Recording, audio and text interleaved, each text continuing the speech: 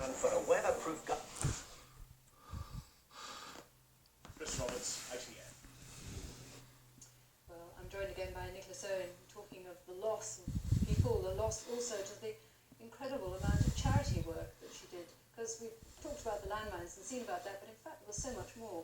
Yes, there was. I mean, there was this incident after her divorce. Incident, perhaps not the right word to use, but she scaled down her charity work so much, and a lot of charities were very dismayed by that. But it was interesting the way that she went back to a lot of it. And she said in her recent interview, I think it was the one with Le Monde, where she talked about this business of doing things by instinct. And the fact of the matter was, people would often say to me, you know, I would like to involve the princess in something, how do I go about it? And I said to people, well, write her a letter.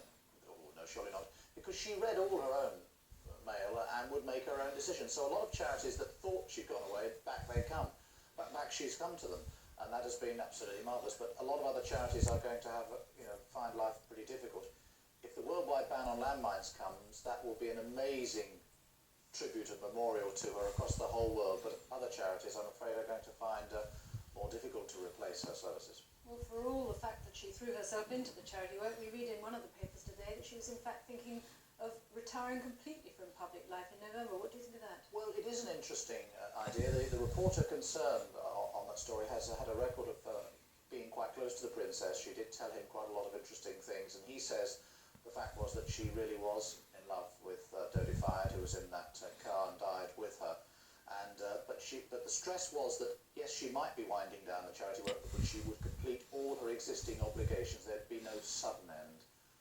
It would be done gently over a period of many months, even years. Nick, thanks very much. Before the accident, the Princes William and Harry had been due to return to London today to spend the last of their summer holidays with their mother. They remained, though, at Balmoral, where their father returned last night after bringing home Diana's body from Paris. Diana had always said that her children were the most important thing in her life. Harry Smith reports. Last year in public, driving to church at Balmoral yesterday, the princes were joined there last night by their father. As they come to terms with their loss, friends of the princess say they're concerned not just that they've lost a loving mother, but the manner in which she died and the effect that will have on her sons.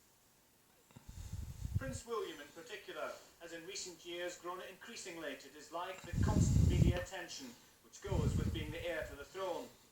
These pictures, taken with his younger brother Harry at Balmoral 2 weeks ago, were from one of the few occasions recently when he's willingly put himself in front of the cameras.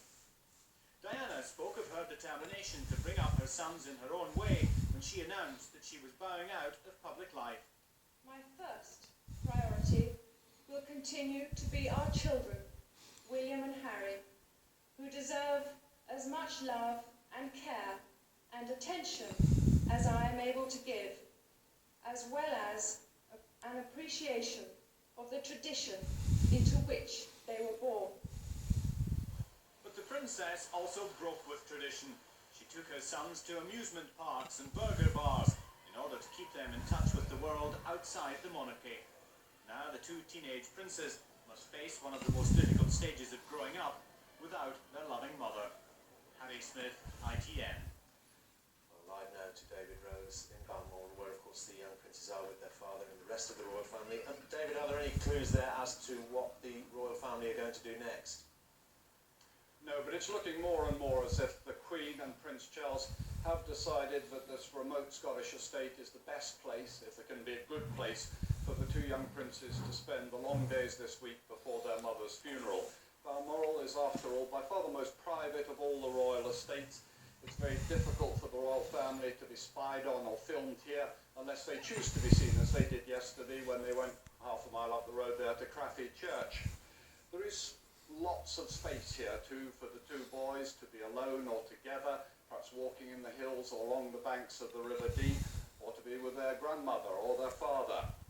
Prince William and Prince Harry were originally supposed to have gone south today, to have flown south to meet their mother after she returned from her holiday in France, and Balmoral has been used for royal mourning before.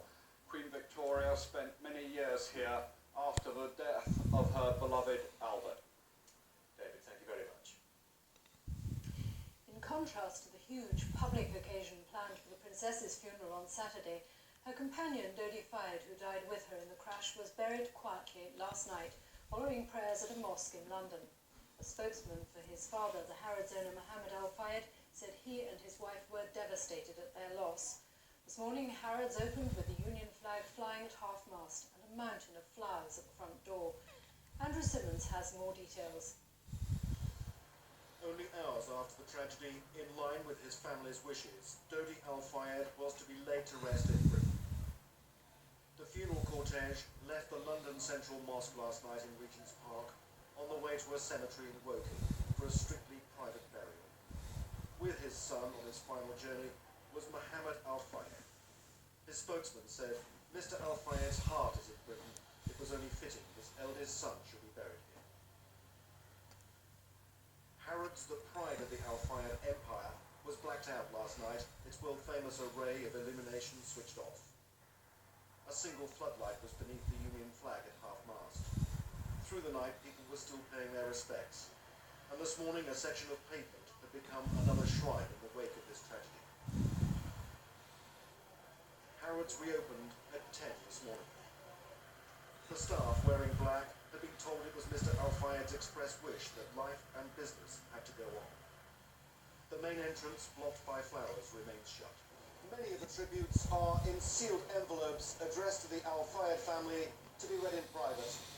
And in contrast, the vast amount of flowers outside the royal palaces, most of the open tributes are addressed to Diana and Dodi as a couple, some from intimate friends, many from passers-by. Thoughtful messages in several languages, showing such affection for the Princess of Wales and Dodi Al Fayed. Only days before his death, Dodi had spoken of his feelings towards the Princess of Wales. And he turned to me, and he never raised his voice, never. And he looked at me and he said, "Michael, there will never ever be another girlfriend from me, never." And he said it in such a way that I knew he was utterly sincere. All he wanted was her happiness, and she knew that. And one person I've spoken to, who she trusted absolutely, told me that she made it very, very clear that for her, she was very much in love. Harrods has now opened a book of condolences, and a dignified queue is gathering here. Andrew Simmons, ITN, Knightsbridge. The shockwaves from Diana's untimely death are having a dramatic impact around the world. In the United States, where her frequent visits made her an object of intense fascination, she's been mourned as the royal with a common touch. From Washington, John Irvine reports. Americans worship Princess Diana for her star quality and her humanity. She was a phenomenon here. In Washington, thousands of people have been queuing at the British Embassy to sign a book of condolence.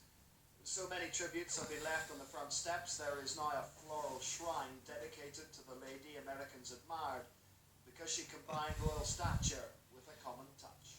I have such a respect and loyalty to Her Majesty and her royal family, and the loss is very tremendous. I grew up with Princess Diana. I watched her get married, I watched her have 2 beautiful children, and I felt like I grew up with her. For Americans, there are very few heroines, and there are very few heroes, and she was one.